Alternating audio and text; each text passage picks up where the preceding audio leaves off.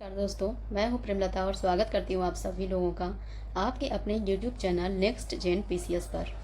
तो दोस्तों, हम कर रहे हैं वर्ल्ड ज्योग्राफी, जिसमें अलग अलग जो कॉन्टिनेंट हैं उसकी ज्योग्राफी को हम देख रहे हैं। अभी वर्तमान में हमारा अफ्रीका का चल रहा है ज्योग्राफी, जिसमें एक भाग हम कर चुके हैं और आज उसका दूसरा भाग करने वाले हैं। पहले भाग के अंतर्गत हमने अफ्रीका के बेसिक इन्फॉर्मेशन को जाना, उसके बेसिक तथ्यों को, जिसमें उसके रेगिस्तान शामिल थे, पहाड़ी, कौन कौन से देश हैं, इससे कौन सी सीमाएं टच होती हैं, इन सभी चीज़ों के बारे में हमने देखा था। आज हम इसकी विभिन्न झीलों के बारे में देखेंगे आज की कक्षा में। तो चलिए शुरुआत करते हैं आज की कक्षा को।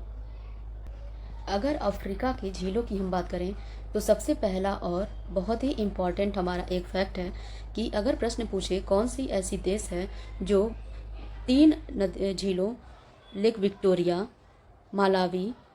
मालावी झील आपका यहाँ पे है, और लेक टंगनिका, तीनों को टच करती है, तीनों जो हैं उसे टच करती हैं, तो वो है हमारा तंजानिया।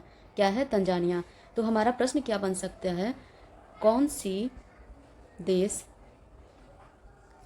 3 झीलों,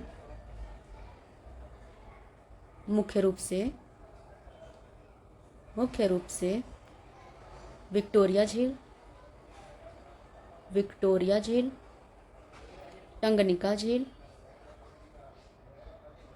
झील और मालावी झील से अपनी सीमा साझा करती है? इसका आपका उत्तर हो जाएगा तंजानिया। क्या हो जाएगा? तंजानिया। ठीक। अगर इन तीनों झीलों में से अगर आपका प्रश्न आता है कि ये झील कौन से देश को टच करते हैं, तो तंजानिया आपका स्टेबल रहेगा, आप तीनों में ये रहेगा ही रहेगा तंजानिया। तो तंजानिया आप तीनों में मान के चलिएगा, मान के नहीं, आप श्योर रहिएगा कि इन तीनों झीलों से तंजानिया टच कर ही रही है। ठीक। यहाँ पे देखिए, ये रही तंजानिया और ये रहा लेक टंगनिका, इधर है लेक विक्टोरिया और इसके नीचे है लेक मालावी। ठीक है। चलिए अब इन झीलों के बारे में अलग अलग देखते हैं। ये अलग अलग झीलें अलग अलग ग्रुपों में देखेंगे इसे। ठीक है। चलिए इसे हटा देते हैं, आप लोग नोट करते रहिएगा इसे। पहला मुख्य झील है हमारा विक्टोरिया। कौन सी झील है? विक्टोरिया। ठीक। इससे मुख्य रूप से ये 3 देशों से टच होती है। कितने देशों से? 3 देशों से। ठीक है। तो इसमें कौन कौन सी देश हैं? तंजानिया, केन्या और युगांडा। ठीक। युगांडा। कितने देश टच करती हैं इसकी सीमाओं को? लेक विक्टोरिया जो है, ये रहा आपका केन्या, इधर रहा युगांडा और ये रहा आपका तंजानिया। 3 देशों से ये अपनी सीमा साझा करती है। ठीक है। ये आप लोगों को एकदम स्पष्ट हो जाना चाहिए। ठीक। अब यही जो तंजानिया झील है, यहाँ से एक नदी निकलती है। क्या निकलती है? नदी निकलती है। ठीक है। इस नदी को हम क्या कहते हैं? इस नदी को हम कहते हैं ब्लू नील, यानी कि नीला नील। ठीक। ब्लू नील कहते हैं। वहीं यूथोपिया के पठार से एक नदी निकल कर आती है, जिसे हम क्या कहते हैं? श्वेत नील। क्या कहते हैं? श्वेत नील। और ये क्या है? सूडान की राजधानी खार्तूम में एक जगह मिलती हैं, और यहीं से जब ये आगे बढ़ती हैं तो इसे हम क्या कहते हैं? पूर्ण रूप से नील नदी। क्या कहते हैं? नील नदी। और ये जाके अपना मुहाना कहाँ बना देती है? अपना मुहाना ये बनाती है भूमध्य सागर में। कहाँ बनाती है? भूमध्य सागर में। ठीक। तो आज देखेंगे, पहला हमने क्या देखा? नील नदी और लेक विक्टोरिया के बारे में। कौन कौन से देश इससे टच होते हैं? Tanzania, Kenya, Uganda. ठीक। दूसरी झील महत्वपूर्ण जो है वो है टंगनिका। कौन है? टंगनिका। अब देखते हैं टंगनिका से कौन कौन से देश टच अप होते हैं या अपनी सीमा साझा करते हैं। तो तंजानिया आपका, मैं आपको बताई थी, इन तीनों झीलों से टच करती है, विक्टोरिया, टंगनिका और मलावी। तो इसमें तंजानिया तो आना ही आना है। दूसरा हो गया बुरुंडी, फिर हो गया कांगो और चौथा हो गया जाम्बिया। क्या हो गया? जाम्बिया। इसमें 4 देश से अपनी सीमा साझा करती हैं। कहाँ है हमारा लेक टंगनिका? ये रहा। तो इधर से हम देखते हैं लेक टंगनिका की अगर हम बात करें तो इधर से हम देखते हैं तंजानिया से अपनी सीमा साझा कर रही है। यहाँ बुरुंडी है, यहाँ पे डेमोक्रेटिक रिपब्लिक ऑफ कॉन्गो है, और नीचे हमारी कौन सी कंट्री है? जाम्बिया। क्या है? जाम्बिया है। याद रहे, मोजाम्बिक इससे टच नहीं हो रही है, ये यहीं पे अपनी सीमा खत्म कर दे रही है, तो इससे मोजाम्बिक अपनी सीमा या मालावी अपनी सीमा साझा नहीं कर रही है। मालावी देखिए, मालावी यहाँ से इसकी सीमा शुरू हो रही है, जबकि हमारी जो नदी है ये यहीं तक है, लेक टंगनिका। ठीक है। और आपको कॉन्गो और एक है डेमोक्रेटिक रिपब्लिक ऑफ कॉन्गो। दोनों में अंतर स्पष्ट होना चाहिए, ये दोनों अलग अलग देश हैं, ठीक है।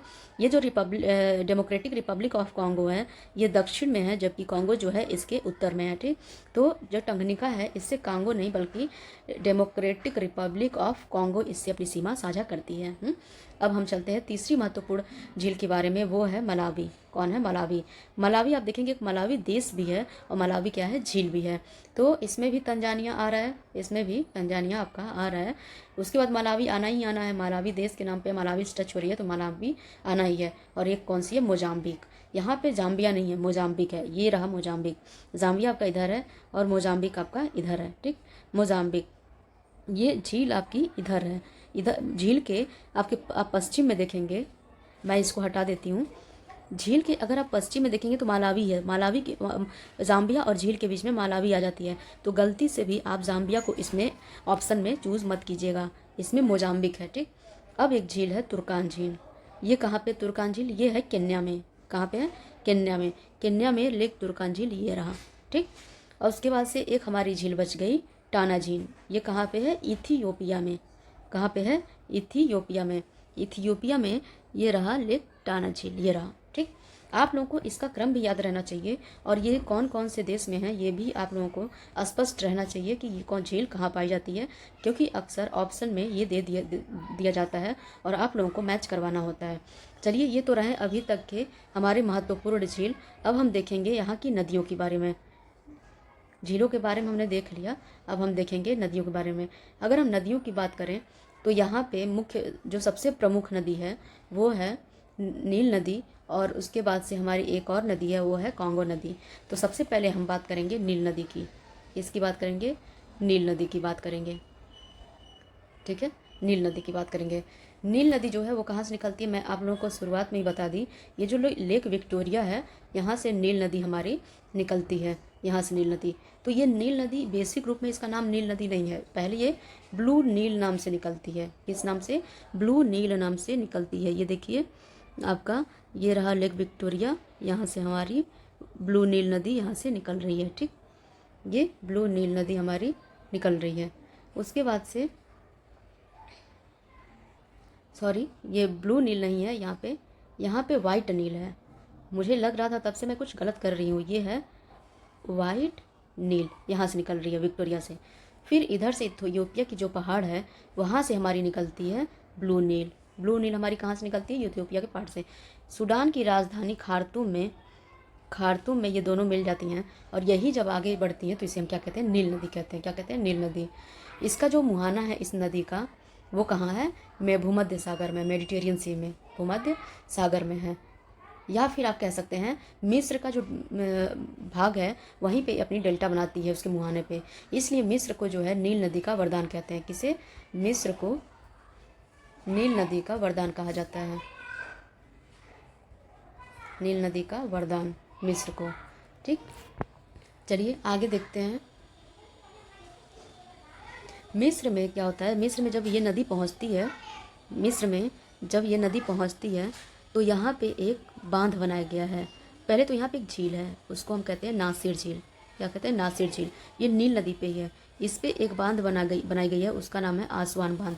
तो अगर आपसे पूछे आसवान बांध कौन सी नदी पे बनाई गई है, तो उसका उत्तर आपका होगा नील नदी। क्या होगा? नील नदी। नील नदी पे आसवान बांध बनाई गई है। बांध किस लिए बनाए जाते हैं? बांध जो होते हैं किसी एक उद्देश्य के लिए नहीं होते हैं, ये बहुउद्देशीय परियोजनाओं के लिए होते हैं, बहुउद्देशीय परियोजनाओं के लिए। इससे आपका मुख्य रूप से बिजली उत्पादन किया जाता है। क्या? बिजली उत्पादन मुख्य रूप से किया जाता है, ठीक है। तो आप लोगों को ये याद रहना चाहिए कि तीन यहाँ से आपको बातें याद रखनी होंगी। एक तो नासिर झील कौन सी नदी पे है, उसका उत्तर होगा नील नदी। क्या होगा? नील नदी, ठीक। दूसरा आपका एक फैक्ट है, दूसरा फैक्ट आपका होगा कि जो आसवान बांध किस नदी पे है, उसका भी उत्तर नील नदी होगा। तीसरा इसका एक हो जाएगा प्रश्न कि जो आसवान बांध है वो कहाँ पे है, तो वो है मिस्र में नील नदी पे। कहाँ पे है? मिस्र के नील नदी पे, ठीक। चलिए नील नदी के बारे में हमें बस इतना ही जानना था। अब अगली जो महत्वपूर्ण हमारी नदी है, सबसे महत्वपूर्ण, वो है हमारी कांगो नदी। कौन सी है? कांगो नदी। अब हम देखेंगे कांगो नदी के बारे में, कांगो नदी के बारे में। कांगो नदी को आप देख रहे होंगे यहाँ पे, ये जितना हमारा डेमोक्रेटिक रिपब्लिक ऑफ कांगो है, वहाँ पे हमारी ये कांगो नदी ऐसे है। ठीक, कांगो नदी जो है अफ्रीका में, अफ्रीका की दूसरी लंबी नदी है कांगो नदी। अफ्रीका की दूसरी लंबी नदी है। पहली लंबी नदी कौन सी थी? नील नदी पहली। ठीक है, कांगो कौन सी है? दूसरी है। कांगो हमारी दूसरी लंबी नदी है। ठीक, अगला इससे रिलेटेड अगर फैक्ट देखें हम, तो हम देखते हैं कि जो कांगो नदी है, ये जितना कांगो गणराज्य है, डेमोक्रेटिक रिपब्लिक ऑफ कांगो, उसका अगर आप क्षेत्र देखेंगे, पूर्ण रूप से कांगो नदी के साथ साथ फैला हुआ है। इसके जलग्रहण के साथ साथ ये इसकी क्षेत्रफल को भी हम देखेंगे। ठीक है, कांगो का जो नदी है, उसका जो मुहाना है, जिधर वो अपने पानी को गिराती है, वो है अटलांटिक ओशन। इधर इसका इतना ही मुहाना है, इतना ही ये डेमोक्रेटिक रिपब्लिक ऑफ जो कांगो है, उसका भी इधर इसका क्षेत्रफल इतना ही रूप से विस्तृत है, इससे ज़्यादा नहीं है। ठीक है, इसी के अगर दक्षिण में आप देखेंगे, ये है कटंगा पठार। कौन सा है? कटंगा पठार। ये जो है धात्विक खनिजों से संपन्न है। ठीक है, मुख्य रूप से इसमें धात्विक खनिज की बात करें, तो इसमें कौन सी खनिज पाई जाती हैं? हीरा और तांबा। हीरा और तांबा। अगर हीरा में अगर बात करें, तो विश्व भर में जितना हीरा होता है, उसका 40% जो भंडार है कटंगा पठार में ही है, लेकिन इसका उत्पादन कार्य नहीं होता अभी। यहाँ पे इतना उत्पादन इसका नहीं होता है। तांबा भी इसमें अच्छी खासी मात्रा में पाई जाती है। अब देखिए, अब ध्यान देने वाली बात यह है कि यहाँ पे ये है कि जो ये कांगो नदी है, वो किस पे है? भूमध्य रेखा पे है। किस पे है? भूमध्य रेखा पे। और ये भूमध्य रेखा को 2 बार काटती है। देखिए, एक बार यहाँ काट रही है और एक बार यहाँ काट रही है। ठीक है, कांगो नदी। तो इससे क्या होता है कि ये कौन से देश के अंदर काट रही है 2 बार? केवल और केवल डेमोक्रेटिक रिपब्लिक ऑफ कांगो के बीच में। ठीक, अब देखते हैं हम कि ये जो है कांगो जो नदी का बेसिन है, ऐसे कांगो नदी का बेसिन है, ये चूँकि भूमध्य रेखा को 2 बार काट रही है, तो भूमध्य रेखा पे होने के साथ साथ यहाँ गर्मी बहुत होती होगी। गर्मी ज़्यादा होती है तो बारिश बहुत होती है, बारिश बहुत ज़्यादा होती है। और बारिश ही होने के कारण यहाँ पे जो है घास बहुत मिलते हैं। क्या मिलते हैं? हरी, मतलब पेड़ पौधे, या फिर घना वन यहाँ बहुत मिलता है। घना वन यहाँ पे बहुत ज़्यादा है। पेड़ पौधे, घना वन यहाँ पे पूरे क्षेत्र में बहुत ज़्यादा है। विश्व में दूसरे नंबर पे जो घना वन है, सबसे बड़ा घना वन यहीं पाया जाता है। पहले नंबर पे मैं आपको बताई थी, अमेज़न बेसिन में घने वन का क्षेत्र है। उसके बाद से हमारा कहाँ देखने को मिल रहा है? यहाँ पे। ठीक है, कहाँ देखने को मिल रहा है? हमारा यहाँ देखने को मिल रहा है। ठीक, ये विषुवत रेखा पे घने वन पाए जाने वाला दूसरा क्षेत्र है, दूसरा सबसे महत्वपूर्ण क्षेत्र है। ठीक, अब देखते हैं हम, आप सभी लोगों को पता होना चाहिए, जो ये विषुवत रेखा पे है, इस पे वर्ष भर बारिश होती रहती है। वर्षा की कमी यहाँ पे होती नहीं है। जहाँ पे बारिश होगी, वहाँ पे आपको घने वन देखने को मिलेगा ही मिलेगा। वहाँ पे बहुत तरह के आपको जीव जंतु भी देखने को मिलेंगे, अलग अलग तरीके के। ठीक,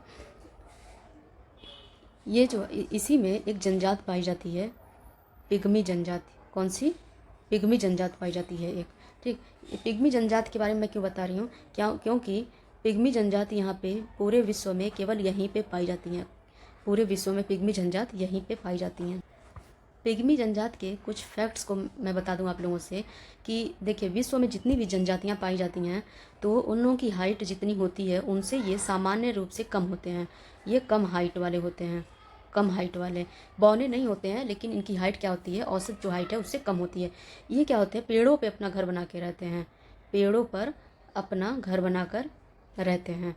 ठीक, और उसके बाद से ये क्या होते हैं? खानाबदोश होते हैं। इनका मुख्य काम हंटर एंड गैदरिंग होता है। ठीक है, मतलब ये पुराने जैसे हमारे आदिवासी रहा करते थे, वैसे ये रहते हैं। अब हैरान की बात ये है कि जस्ट इसी के नीचे, मतलब यहाँ पे जो जनजात पाई जा रही है, इसकी हाइट इतनी कम है, लेकिन यहीं पे हमारी कालाहारी मरुस्थल है। कालाहारी मरुस्थल में एक जनजात पाई जाती है, मसाई जनजाति। कौन सी जनजात पाई जाती है? मसाई जनजाति। मसाई जनजाति, इसकी जो हाइट होती है वो सबसे लंबी होती है पूरे विश्व में। जितने जनजात पाई जाती हैं उनकी हाइट की तुलना में ये इनकी हाइट बहुत ज़्यादा होती है, सबसे लंबी होती है इनकी हाइट। ठीक है, तो इसका कारण क्या है कि यहीं पे जो है ये कांगो बेसिन जो है, यहाँ पे हाइट जो है कम पाई जा रही है जनजातियों की, और यहाँ जो है इतनी ऊंची पाई जा रही है। देखिए विषुवत रेखा जो है वहाँ पे आर्द्रता हमेशा बनी रहती है वायु में। क्या होती है? वायु में आर्द्रता बनी रहती है। और जब वायु में आर्द्रता जहाँ भी बनी होती है जिस भी देश में, तो आप ऑब्जर्व करिएगा वहाँ के लोगों की हाइट कम होती है, जबकि जैसे जैसे आप उससे दूर होते जाएंगे, ध्रुव की तरफ चलते जाएंगे, वैसे ही लोगों की हाइट ज़्यादा होती जाएगी। अगर उससे आप नीचे आएंगे यहाँ पे साउथ अफ्रीका में, तो वहाँ पे वो क्या है, शुष्क क्षेत्र, एकदम ठंडी से शीत वाली क्षेत्र है। ठीक है, वहाँ पे बहुत ठंडी होती है, तो वहाँ पे लोगों की हाइट बहुत अच्छी होती है। क्यों? क्योंकि वो ध्रुव के पास जा रहा है। जबकि ये जो है विषुवत रेखा पे है, विषुवत रेखा से दूर ये मकर रेखा हो गया, और मकर रेखा से हमारा ये ध्रुव की तरफ जाते हैं। तो क्या होता है, ठंडे प्रदेशों में जो लोग होते हैं उनकी हाइट क्या होती है, सामान्यतः ज़्यादा होती है। ठीक है, तो हमेशा आप लोग याद रखिएगा आर्द्रता वाले क्षेत्र में जो मनुष्य होती हैं उनकी हाइट कम होती है। इसका कारण है आपको साइंस में समझाया जाएगा, लेकिन अभी हमारा ये विषय नहीं है साइंस को समझाना यहाँ पे, तो इसलिए हम इसे छोड़ते हैं। बस आप ये समझिए आर्द्रता वाले क्षेत्र में जो मनुष्य है उसकी हाइट कम होती है सामान्यतः, जबकि जैसे जैसे आप ध्रुवों की ओर चलते जाएंगे तो हाइट लोगों की बहुत ज़्यादा होने लगती है। आप अमेरिका, कनाडा या रसिया के लोगों को देख लीजिए, उनकी हाइट सामान्यतः बहुत ज़्यादा होती है। ठीक, लेकिन जैसे जैसे आप भूमध्य रेखा की तरफ चलते जाएंगे और जो देश पड़ेंगे उसमें लोगों की हाइट सामान्यतः धीरे धीरे कम होती जाती है। ठीक, चलिए आगे बढ़ते हैं। मसाई जनजात के बारे में, जो कालाहारी मरुस्थल में पाई जाती हैं मसाई जनजात, उनके बारे में मैं कुछ आप लोगों को और बता दूं कि जो ये तो पता आप लोगों को चल ही गया है, विश्व की सबसे लंबी जनजाति है, विश्व की सबसे लंबी जनजाति है। एक जानवर होता है, कैटल है, ज़ेबू। इसका ये लोग क्या करते हैं, इनका कोई विशेष त्यौहार होता है, उस समय ये क्या करते हैं, उसके खून को पीते हैं प्रसाद के रूप में। यही ऐसी जनजाति है जो ज़ेबू जानवर के खून को प्रसाद के रूप में लेती है। ये विशेष त्यौहार पे होता है, ना कि रोज़ रोज़। ठीक है, और ये क्या करते हैं, सुबह जब सोकर उठते हैं तो ये क्या करते हैं, ओस पीते हैं। सुबह का जो ओस होता है उसे पीते हैं। ठीक है, क्यों? क्योंकि देखिए इनका जो क्षेत्र होता है एकदम शुष्क होता है। जो कालाहारी मरुस्थल है, आप सभी लोगों को पता होगा कि ये विश्व का सबसे शुष्कतम मरुस्थल है, विश्व का सबसे शुष्क मरुस्थल है। इसके कहने का तात्पर्य यह है कि यहाँ पे कोई आर्द्रता नहीं होगी, कोई आर्द्रता नहीं होगी। तो ये लोग क्या करते हैं, पहाड़ डिज़र्ट है इसमें गड्ढा कर देते हैं। क्या कर देते हैं? गड्ढा कर देते हैं। इसके ऊपर क्या करते हैं, पत्तियां रख देते हैं, गड्ढे के ऊपर पत्तियां रख देते हैं, और यहीं पे पत्थर रख देते हैं, पत्थर। और इसके नीचे क्या करते हैं, ये लोग घास इकट्ठा कर देते हैं। क्या कर देते हैं? घास इकट्ठा कर देते हैं। तो जब रात में जो सुबह की सूर्य की रोशनी होती है, सूर्य की रोशनी पृथ्वी तक पहुँचती है। सुबह दिन में गर्मी देती है काफ़ी, रात में जैसे ही मौसम ठंडा होता है तो ये जो है अपना हीट छोड़ती हैं, और इस पर क्या होती है, वाष्प इकट्ठी हो जाती है। क्या होती है? वाष्प इकट्ठी हो जाती है। इससे क्या होता है कि ये यहाँ पे ओस के रूप में जमा हो जाते हैं, और इसे ही ये क्या करते हैं, ये लोग पीते हैं। क्या पीते हैं? सुबह की ओस को ये लोग पीते हैं। ठीक है, अगली हमारी जो महत्वपूर्ण नदी है अफ्रीका की, वो है नाइजर नदी। कौन सी? नाइजर नदी। ये मुख्य रूप से दो देशों से होकर बहती है। एक है नाइजीरिया और दूसरी नाइजर। ठीक, नाइजर और नाइजीरिया दो अलग अलग देश हैं, और ये हमारी हो गई नाइजर नदी। यहाँ पे हो गई हमारी नाइजर नदी। ये मुख्य रूप से किन देशों से उत्पत्ति है? नाइजीरिया और नाइजर से। ठीक, इसका मुहाना कहाँ पे है? इसका मुहाना आपका बनता है गिनी की खाड़ी में। मुहाना इसका कहाँ है? गिनी की खाड़ी में इसका मुहाना है। ठीक, अब अगले फैक्ट को देखेंगे। ये जो नदी है यहाँ पे कच्चे तेल का बहुत बड़ा भंडार है। ठीक है, यहाँ पे क्या है? कच्चे तेल का बहुत बड़ा भंडार है, पेट्रोलियम का, आप कह सकते हैं उससे पेट्रोलियम का भंडार इसमें बहुत बड़ी मात्रा में है। इसलिए इसे क्या कहते हैं? पाम ऑयल रिवर भी कहते हैं। क्या कहते हैं? पाम ऑयल रिवर भी कहते हैं। ठीक है, तो ये प्रश्न एग्ज़ाम में एक बार पूछा भी था कि कौन सी ऐसी नदी है जिसे ऑयल रिवर नाम से भी जाना जाता है, तो वह है हमारी नाइजर नदी। ठीक है, अब इस पे जो है एक बांध है नाइजर नदी पे, जिसे कैंजी बांध कहा जाता है। क्या कहा जाता है? कैंजी बांध। ये क्या नाम है इसका, इस बांध का कैंजी नाम है। तो आप लोग इसे ध्यान रखिएगा कि कैंजी बांध जो हमारी है नाइजर नदी पे है, आसवान बांध जो है हमारी नील नदी पे है। किस पे है? नील नदी पे। अभी तक के हम इसी बांध के बारे में अभी तक देखे हैं। एक शहर है इबादान, इबादान शहर है, वो कहाँ पे है? नाइजीरिया में है। जो ये तेल मिलता है, ये पेट्रोलियम है मिलता है, इसका जो है यहीं पे इसे रिफ़ाइन किया जाता है, इबादान शहर में किया जाता है रिफ़ाइन। ठीक है, तो ये इबादान शहर जो है नाइजर नदी की या नाइजीरिया की बहुत ही महत्वपूर्ण शहर है। अब आते हैं एक चौथी नदी की तरफ बढ़ते हैं और वो है लिम्पोपो नदी। कौन सी? लिम्पोपो नदी। आप लोग सब कुछ नोट करते चलिएगा, एक भी फैक्ट छूटने ना पाए। मैं गारंटी के साथ कह रही हूँ, अगर आप लोग एक एक चीज़ को ध्यान से याद रखेंगे, किसी भी पीसीएस में आपका कोई भी एग्ज़ाम नहीं छूटेगा। ठीक है, ये लिम्पोपो नदी जो है साउथ अफ्रीका और बोत्सवाना की सीमा बनाती है, बोत्सवाना की। ठीक है, लिम्पोपो नदी हमारी जो है साउथ अफ्रीका और बोत्सवाना की सीमा बनाती है। अब इस नदी की खासियत क्या है? यह नदी क्या करती है? मोजाम्बिक चैनल में एक तो अपना ये पानी जो है आके जल आके गिराती है। ठीक है, और इस पे क्या है? इस पे करीबा बांध है। क्या है? करीबा बांध हमारी जो है किस नदी पे है? लिम्पोपो नदी पे, यहाँ ये रही। ठीक है, दूसरा फैक्ट होगा। तीसरा फैक्ट हमारा ये है, सॉरी करीबा बांध इस पे नहीं है, गलती से बोल दी, करीबा बांध इस पे नहीं है। करीबा बांध हमारा जाम्बेजी नदी पे है, हम लिम्पोपो नदी की बात कर रहे हैं। लिम्पोपो नदी की दूसरी महत्वपूर्ण विशेषता ये है कि ये मकर रेखा को 2 बार काटती है। ये जो है हमारी ये रही मकर रेखा, और ये देखिए ये मकर रेखा को ये 2 बार काट रही है। ठीक है, ये मकर रेखा को 2 बार काटती है। ठीक, इस नदी के बारे में बस इतना ही था। बाकी हम देखते हैं आगे जाम्बेजी नदी के बारे में।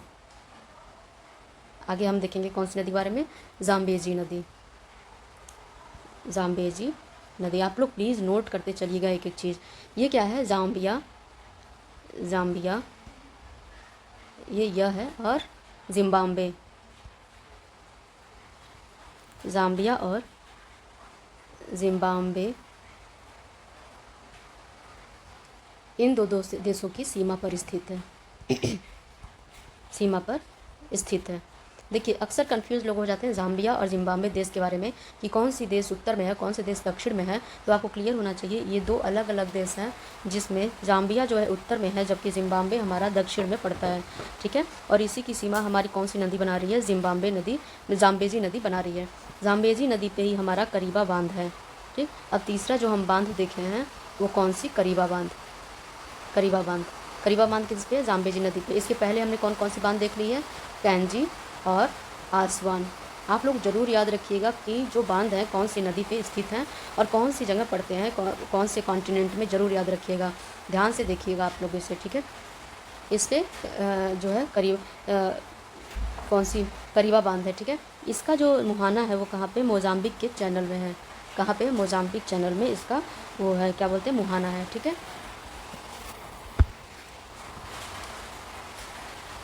अब देखते हैं साउथ अफ्रीका के बारे में कुछ महत्वपूर्ण तथ्यों को। साउथ अफ्रीका के बारे में, ठीक, साउथ अफ्रीका जो हमारा है, साउथ अफ्रीका, इसका एक महत्वपूर्ण शहर है जोहान्सबर्ग। कौन सा शहर है हमारा? जोहान्सबर्ग, इसका एक महत्वपूर्ण शहर है। इसमें जो महत्वपूर्ण शहर है वो है जोहान्सबर्ग। यहाँ पे एक पहाड़ी पाई जाती है जिसका नाम है विट्सवार्ड्स। क्या है? विट्सवार्ड्स। विट्सवार्ड्स, यहाँ पे सोने का भंडार संचित है। क्या है? सोने का भंडार संचित है, जो पूरे विश्व में अगर हम सोने की बात करें तो सबसे ज़्यादा सोना हमारा इसी भंडार से प्राप्त होता है। इसलिए इसको क्या कहते हैं? हम स्वर्ण नगरी के भी नाम से जानते हैं। क्या? स्वर्ण नगरी के भी नाम से जानते हैं। आप लोगों को पता होना चाहिए साउथ अफ्रीका की 2 राजधानियाँ हैं। साउथ अफ्रीका की 2 राजधानी हैं। पहली कौन सी है? साउथ अफ्रीका की 2 राजधानियाँ हैं। ठीक, इसमें पहली जो हमारी है वो है प्रिटोरिया, जो कि इसकी प्रशासनिक राजधानी है, प्रशासनिक राजधानी। दूसरी जो हमारी है वो है केप टाउन, ये इसकी वैधानिक राजधानी है। जो साउथ अफ्रीका की संसद है वो हमारी केप टाउन में है। कहाँ पे है? केप टाउन में। प्रिटोरिया का अब नाम बदल दिया गया है या चेंज कर दिया गया है। प्रिटोरिया का अब नया नाम क्या है? स्वाने। इसको इंग्लिश में टी से स्टार्ट होता है, इसका इंग्लिश ये है। और इसमें क्या होता है, टी जो है साइलेंट है तो इसको स्वाने पढ़ते हैं। प्रिटोरिया का नया नाम क्या है? स्वाने। तो इसकी 2 राजधानी है, कौन कौन सी है आपकी? प्रिटोरिया और केप। प्रिटोरिया आपका यहाँ है, जबकि केप टाउन जो है इसका तटीय इलाका है। ठीक है, तो आपसे पूछ सकता है एग्जाम में कि जो इसकी साउथ अफ्रीका का जो कौन सी राजधानी है, इसकी वैधानिक या प्रशासनिक राजधानी जो इसके किसी समुद्री सीमा को टच करती है, तो वो है हमारा केप टाउन। ये जो है तट पे स्थित है, किसके? साउथ अटलांटिक ओशन के तट पे स्थित है केप टाउन। ठीक है, याद रहना चाहिए आप लोगों को ये फैक्ट। चलिए अब देखते हैं इसकी जलवायु के बारे में कि यहाँ पे कैसी जलवायु पाई जाती है। देखिए, अगर जलवायु की हम बात करें तो सबसे पहले हम, चूँकि इससे 3 रेखाएं होकर गुजरती हैं, 0 degree equator, 23.5 degree equator, cancer, और कैप्रिकॉन। तो जो हमारा विषुवत रेखा पे है, इस पे साल भर क्या होती है? वर्षा होती रहती है। विषुवत रेखा पे साल भर हमारी वर्षा होती रहती है। तो यहाँ पे क्या होता है कि यहाँ पे हमेशा आर्द्र जलवायु पाई जाती है। आर्द्र जलवायु होने के नाते यहाँ पे हमेशा वन मिलते हैं। क्या मिलते हैं? वन मिलते हैं। वन इसमें सदाबहार वन मिलते हैं। इसको उष्णकटिबंधीय जलवायु कहते हैं। क्या कहते हैं? उष्णकटिबंधीय जलवायु कहते हैं। इसमें सदाबहार वन मिलते रहते हैं। अमेज़न के बाद सबसे बड़े वर्षा वन हमारे यहीं पे पाए जाते हैं, अमेज़न के बाद। ठीक है, याद रहना चाहिए ये फैक्ट। अमेज़न के बाद सबसे बड़े वर्षा वन हमारे कहाँ पाए जाते हैं? यहीं पे। अब जब हम इसके भूमध्य रेखा के दक्षिण या उत्तर में अगर हम जाएँ तो सवाना तुल्य जलवायु मिलती है। क्या मिलती है? सवाना तुल्य जलवायु। इसे क्या कहते हैं? सूडान तुल्य जलवायु भी कहते हैं। सूडान तुल्य जलवायु भी कहते हैं। क्यों? क्योंकि इसकी सवाना तुल्य जलवायु की जितनी विशेषताएं हैं सारी की सारी हमें केवल सूडान में देखने को मिल जाती है, इसलिए हम इसे सूडान तुल्य जलवायु भी कहते हैं। इसमें क्या होता है, भूमध्य रेखा की कंपैरेटिवली या इनकी तुलना में यहाँ पे झाड़ियाँ पाई जाती हैं। यहाँ पे क्या पाई जाती हैं? छोटी छोटी झाड़ियाँ पाई जाती हैं। तो इसको हम क्या बोलेंगे? सवाना तुल्य जलवायु। इसमें मोटी घास के मैदान, ये जो झाड़ियाँ होती हैं मोटी होती हैं। क्या होती हैं? मोटी होती हैं। मोटी घास के मैदान इन्हें कहते हैं। अब इसकी सवाना तुल्य जलवायु के उत्तर में और इसके दक्षिण में अगर हम चलें तो यहाँ पे हमें मरुस्थल प्रकार का जलवायु मिलेगा। मरुस्थलीय जलवायु। उत्तर का जो है उसे हम सहारा मरुस्थलीय जलवायु कह देते हैं, जबकि नीचे के जलवायु को कालाहारी मरुस्थलीय जलवायु कह देते हैं। ठीक है, यहाँ पे क्या होती है, मुख्य रूप से कौन से जानवर मिलते हैं? शुतुरमुर्ग मिलते हैं। जबकि यहाँ पे हमें क्या देखने को मिलते हैं? ऊँट। ठीक है, क्या देखने को मिलते हैं? ऊँट। और नागफनी के जो पौधे हैं हमारे कालाहारी मरुस्थल में ही मिलते हैं। कहाँ मिलते हैं? कालाहारी मरुस्थल में। अब देखिए, जब आप इसके नीचे जाएंगे, मकर रेखा के नीचे, तो साउथ अफ्रीका जो है धीरे धीरे ध्रुव की तरफ होते जाता है। यहाँ पे क्या मिलता है? शीतोष्ण प्रकार का जलवायु मिलता है। शीतोष्ण या प्रेयरी प्रकार का जलवायु। प्रेयरी जलवायु आप लोगों को मैं पहले बताई थी, ये कनाडा और यूएसए में मिलता है। ये ठंडी जलवायु होती है। ठीक है, ध्रुवों की तरफ जाने पे हमें ठंडी जलवायु मिलती है, तो इसे ही हम क्या कहते हैं? प्रेयरी जलवायु के नाम से भी कहते हैं। प्रेयरी जलवायु हमारी साउथ अफ्रीका में देखने को मिलती है। अगर प्रश्न आ जाए एग्जाम में कि प्रेयरी जलवायु हमें अफ्रीका में किधर देखने को मिलती है, तो आपको पता होना चाहिए साउथ अफ्रीका में। लेकिन साउथ अफ्रीका में इसे स्थानीय भाषा में वेल्ड तुल्य जलवायु कहते हैं। क्या? वेल्ड प्रदेश कहते हैं या वेल्ड तुल्य जलवायु कहते हैं। ठीक है, वेल्ड नाम से इसे स्थानीय भाषा में जाना जाता है। ये जो वेल्ड है, घास के मैदान होते हैं, मुलायम घास के मैदान होते हैं। ठीक है, जो प्रेयरी है ये भी एक घास का प्रकार ही है, लेकिन ये यहाँ पे क्या है, हमारा साउथ अफ्रीका में इसे हम क्या जानते हैं? वेल्ड नाम से जानते हैं। तो अगर प्रश्न आपसे पूछे कि वेल्ड जो है वो क्या है, तो ये बोलिए शीतोष्ण घास के मैदान है। आप उष्ण घास के मैदान कभी मत बोलिएगा। ये क्या है? शीतोष्ण घास के मैदान है। यहाँ पे हमारा बहुत अधिक मात्रा में मक्का उपज देखने को मिलता है, तो इसे मक्का त्रिभुज के नाम से भी जानते हैं। अगर मक्का उत्पादन में हम स्थान देखें, मक्का उत्पादन का देखें कहाँ सबसे ज़्यादा होगा, तो पहले नंबर पे यूएसए, दूसरे नंबर पे है चीन, और हमारा इसके बाद आता है तीसरे नंबर पर साउथ अफ्रीका। ठीक है, यहाँ पे एक मेदिनो भेड़ पाई जाती है। यहाँ पे एक प्रकार की भेड़ पाई जाती है। भेड़ किस जनजाति, किस नस्ल की होती है? मेदिनो। उसका नाम क्या है? मेदिनो। तो अगर एग्जाम में प्रश्न पूछे मेदिनो भेड़ कहाँ पाई जाती है, तो हमारे कहाँ पाई जाती है? साउथ अफ्रीका में। ठीक है, तो दोस्तों आज की क्लास को यहीं समाप्त करते हैं। आगे मैं अफ्रीका का, अब ये जो मैप है ये समाप्त हो गया है। अगले क्लास में हम यूरोप या फिर एशिया के बारे में देखेंगे, लेकिन पहले हम यूरोप देख लेंगे, ठीक है। अफ्रीका से रिलेटेड कुछ प्रश्न है यहाँ पे, अफ्रीका के ज्योग्राफी से रिलेटेड। आप लोग इन प्रश्नों को जरूर हल करने की कोशिश करें, ठीक है। इससे आप लोगों की बेसिक जो पकड़ होगी वो मजबूत होगी, ठीक है। अब जैसे ये प्रश्न दे दिया है, अफ्रीका महाद्वीप का सबसे बड़ा देश, मैं आप लोगों को बताई हूँ। नील नदी का उद्गम क्षेत्र भी बता दी हूँ। सहारा मरुस्थल किस महाद्वीप में, ये भी पता है आप लोगों को। कितने देश हैं लगभग वो भी आपको बताना। ऊंची पर्वत चोटी का नाम भी बता दी हूँ मैं, ठीक। तो लगभग सब कुछ मैं आपको बता चुकी हूँ। आप लोग प्लीज़ इन प्रश्नों को हल करने की कोशिश करें और क्लास के एक एक पॉइंट्स को नोट करते चलें।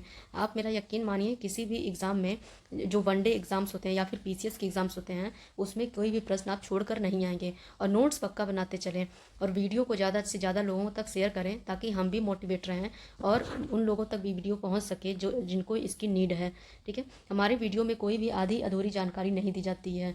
बहुत सारे सोर्सेज को देखने के बाद से मैं सारे इन्फॉर्मेशन को आपके सामने प्रेजेंट करती हूँ। ये जितने भी इन्फॉर्मेशन होते हैं सही होते हैं।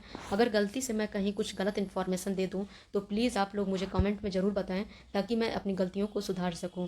तब तक के लिए धन्यवाद। आप लोग पढ़ते रहिए और आगे भी बढ़ेंगे आप लोग। ये शुभकामनाएं आपके साथ हैं। जय हिंद।